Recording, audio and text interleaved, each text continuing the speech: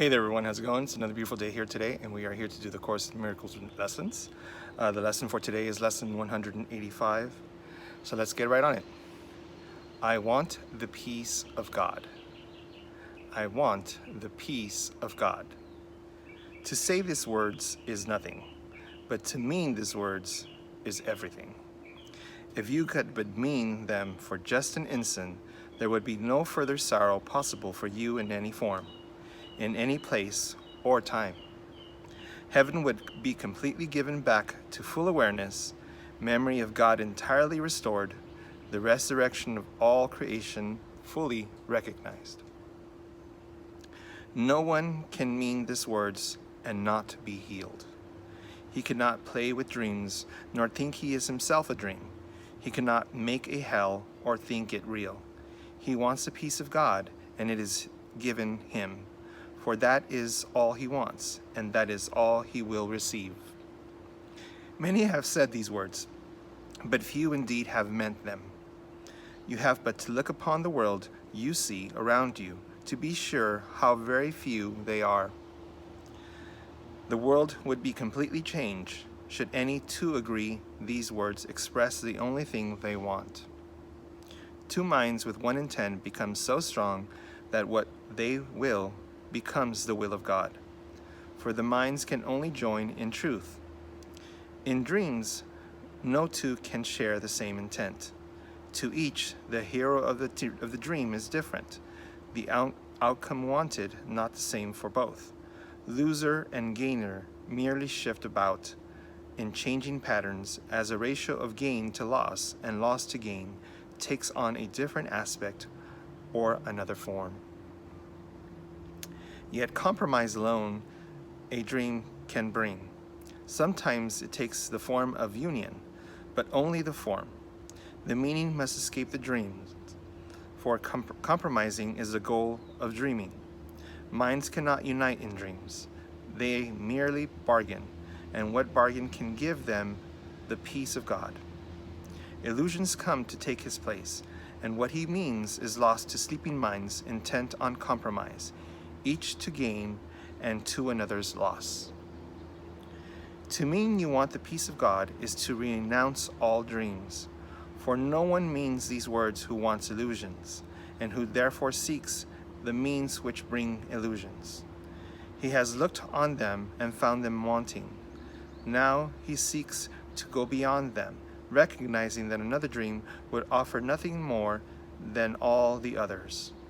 Dreams are one to him, and he has learned their only difference is one of form, for one will bring the same despair and misery as do the rest.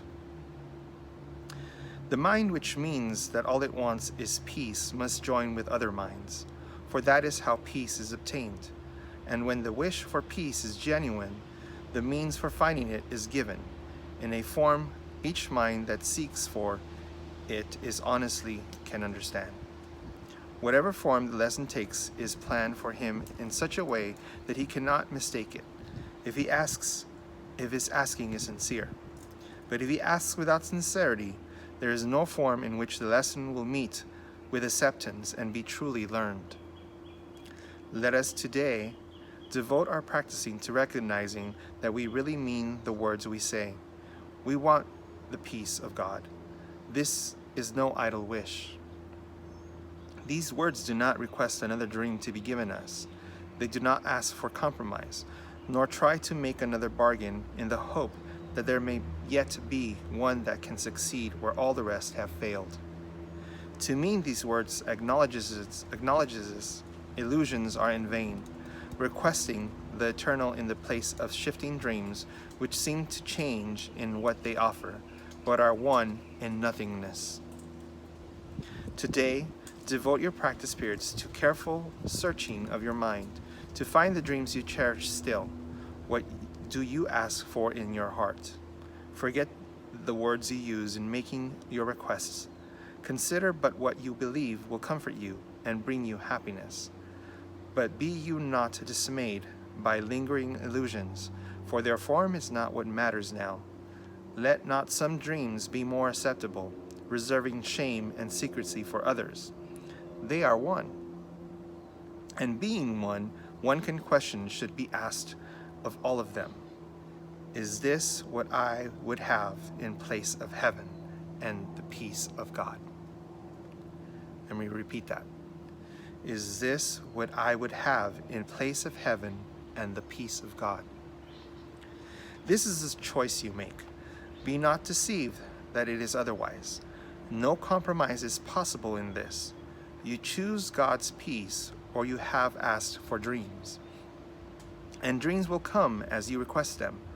Yet will God's peace just as certainly and to remain with you forever.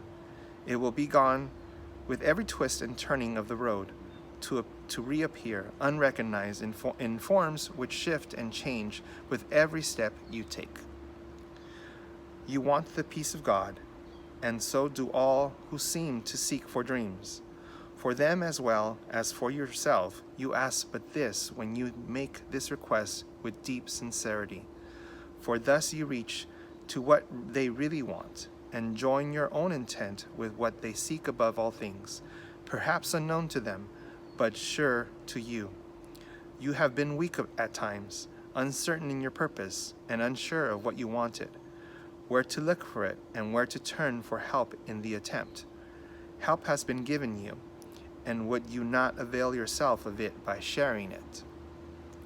No one who truly seeks the peace of God can fail to find it, for he merely asks that he deceive himself no longer by denying himself what is God's will. Who can remain unsatisfied who asks for what he has already?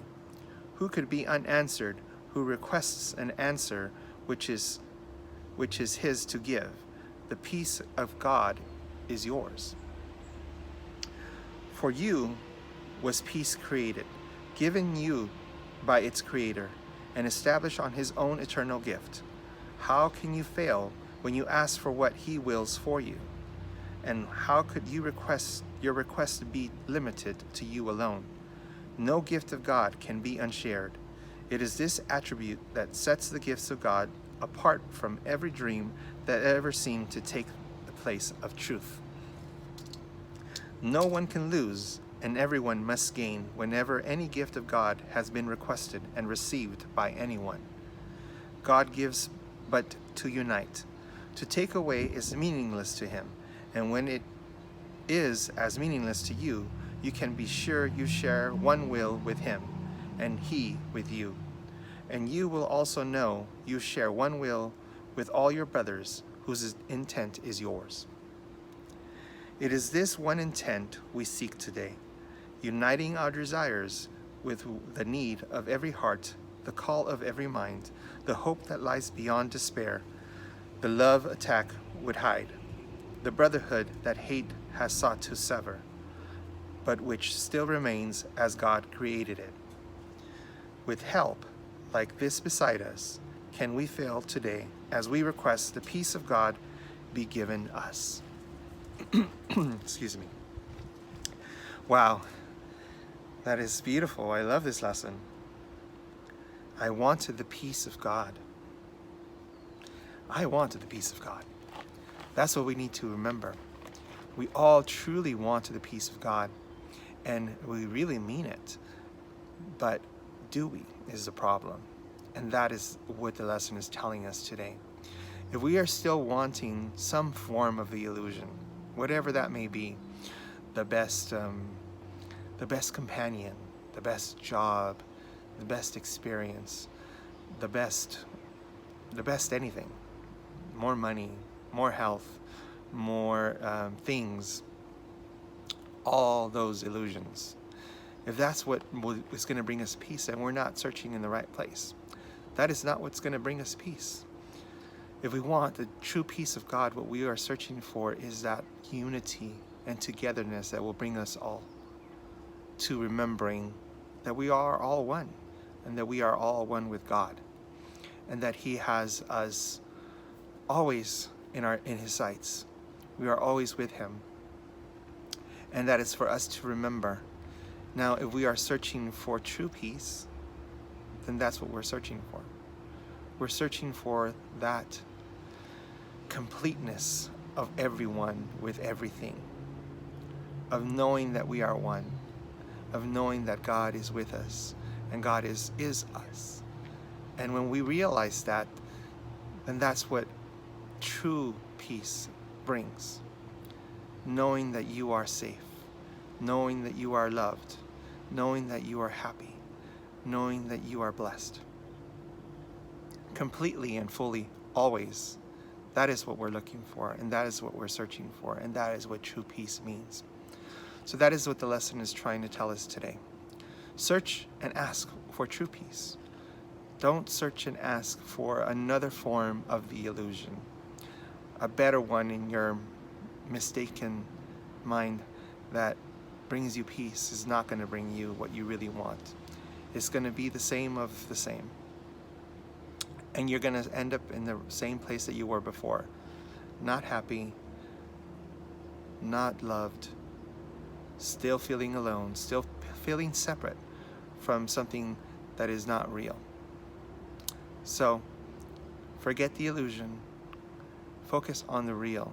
Focus on true love, true happiness, true joy, and true peace, which is there for you to remember. Never, never, ever focus on something that is not real. Remember what the Course said today. God unites. God's will only unites, never separates. What He gives to you, He gives to all. And if He's not giving it to one and is giving it to another, then that means that that is illusion, that is not real. That is not something that God is giving, that is of the illusion.